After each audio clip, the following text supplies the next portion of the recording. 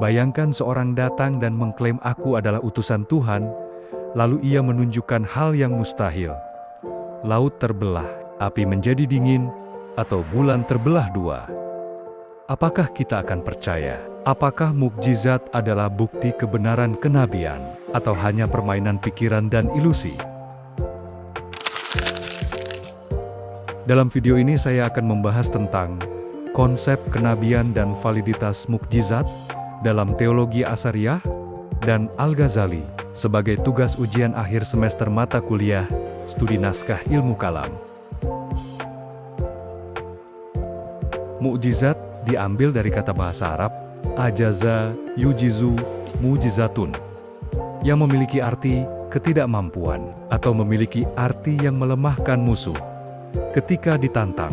Dilansir dari KBBI Zat adalah kejadian peristiwa ajaib yang sukar dijangkau oleh kemampuan akal manusia. Mukjizat merupakan konsep yang paling banyak diperdebatkan dalam lingkup kejadian luar biasa. Mukjizat adalah peristiwa luar biasa yang diterima dan diyakini keberadaannya. Hampir tidak ada satupun agama yang menolaknya dalam tradisi Kristen. Mukjizat dipandang sebagai segala sesuatu yang melampaui dari dalil, dan semua ajaran Kristen disandarkan pada mukjizat. Bahkan dalam kitab Injil mukjizat dipandang sebagai hukum moral maupun rohani. Kaum Asyariah adalah salah satu aliran teologi ilmu kalam dalam Islam Sunni yang didirikan oleh Abu Al-Hasan Al-Asy'ari pada abad ke-10 Masehi. Aliran ini muncul sebagai reaksi terhadap pemikiran Mu'tazilah yang cenderung rasionalis dalam memahami ajaran agama. Dalam membahas mukjizat, para teolog syariah menerima keberadaan mukjizat sebagai peristiwa luar biasa. Namun mereka menolak hukum kausalitas, sebab tidak ada kepastian dalam hukum kausalitas yang terjadi di alam. Maka dari itu, alam berada langsung di bawah kehendak Tuhan. Allah Subhanahu wa Ta'ala adalah satu-satunya sumber hukum dan kehendak absolut, sehingga Dia bisa menangguhkan hukum alam kapan saja untuk menunjukkan keberadaan seseorang nabi. Bahkan keteraturan alam tidak lebih dari sekedar kebiasaan Tuhan adatullah. Artinya hukum yang berlaku tidak mesti mendominasi.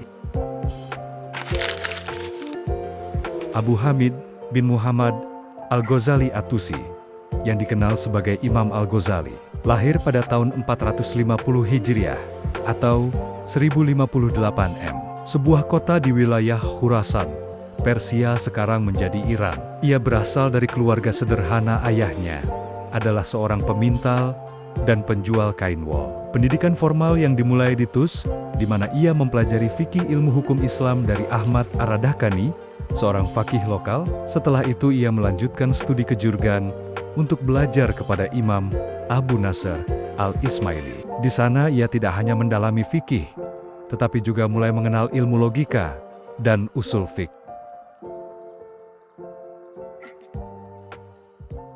Dalam kitab Tahafut Al-Filasifah, Al-Ghazali berpendapat bahwa mukjizat adalah peristiwa luar biasa yang terjadi di luar hukum kausalitas, sebab akibat tanpa menolak hukum tersebut. Mukjizat buat mustahil terjadi.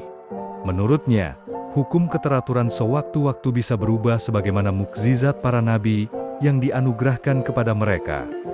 David Hume, seorang filsuf besar asal Skotlandia yang sangat berpengaruh dalam sejarah filsafat barat, terutama dalam bidang empirisme dan skeptisisme. David Hume lahir dari keluarga bangsawan rendah di Skotlandia. Ia mulai belajar di University of Edinburgh pada usia sangat muda, sekitar 12 tahun. Awalnya mengambil studi hukum atas permintaan keluarganya. Namun, ia lebih tertarik pada filsafat dan sastra dan meninggalkan pendidikan formal untuk mengejar pemikiran mandiri.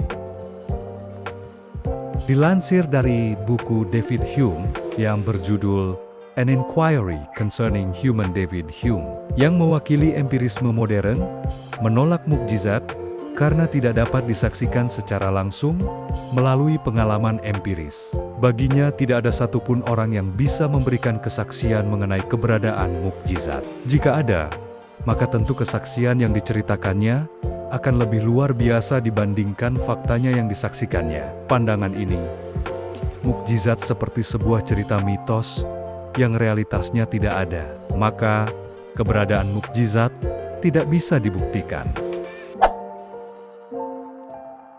Hal ini membuat tolak belaka atas pemikiran Asy'ariyah dan Al-Ghazali yang menunjukkan bahwa hukum keteraturan sewaktu-waktu bisa berubah, sebagaimana mukjizat para nabi yang dianugerahkan kepada mereka. Asy'ariyah meyakini bahwa kenabian adalah karunia Allah Subhanahu wa Ta'ala yang diberikan kepada orang-orang tertentu, dan mukjizat adalah bukti kerasulan sebagai hal yang rasional untuk menguatkan kebenaran wahyu. Dengan argumen Allah adalah satu-satunya sumber hukum dan kehendak absolut, sehingga dia bisa menangguhkan hukum alam kapan saja untuk menunjukkan kebenaran seorang nabi.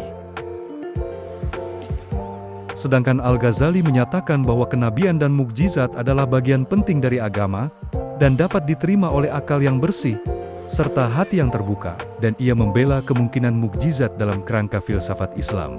Dalam Tahafut Al-Falasifah, Al-Ghazali mengkritik filsuf-filsuf yang menolak mukjizat karena dianggap bertentangan dengan akal dan hukum kausalitas.